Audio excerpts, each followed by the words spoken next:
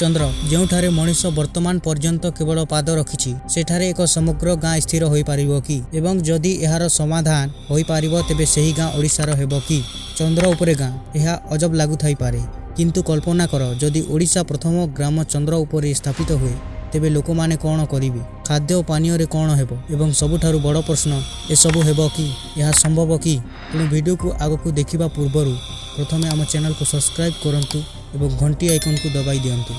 ଯାହାଦ୍ୱାରା ଆପଣ ପ୍ରଥମେ ଏପରି ଅନନ୍ୟ ଏବଂ କଳ୍ପନାଶୀଳ ଭିଡ଼ିଓ ପାଇପାରିବେ। ଆସ ଆରମ୍ଭ କରିବା।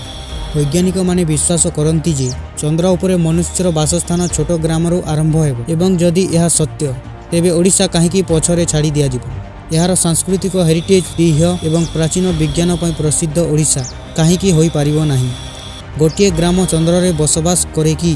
କଳ୍ପନା କର ଯଦି ଓଡ଼ିଶାର ଇଞ୍ଜିନିୟର ଏବଂ ବୈଜ୍ଞାନିକମାନେ ମିଳିତ ଭାବରେ ଚନ୍ଦ୍ର ଉପରେ ଏକ ଗ୍ରାମ ନିର୍ମାଣ କରନ୍ତି ତେବେ ସେଠାରେ କ'ଣ ହୋଇପାରେ ଚନ୍ଦ୍ର ଉପରେ ଜଗନ୍ନାଥ ମନ୍ଦିର ମଧ୍ୟ ନିର୍ମାଣ ହେବ କି ବର୍ତ୍ତମାନ ପ୍ରଶ୍ନ ଉଠୁଛି ଚନ୍ଦ୍ରରେ ଏକ ଗ୍ରାମ ନିର୍ମାଣରେ ସବୁଠାରୁ ବଡ଼ ଚ୍ୟାଲେଞ୍ଜ କ'ଣ ହେବ ମାଧ୍ୟାକର୍ଷଣର ଅଭାବ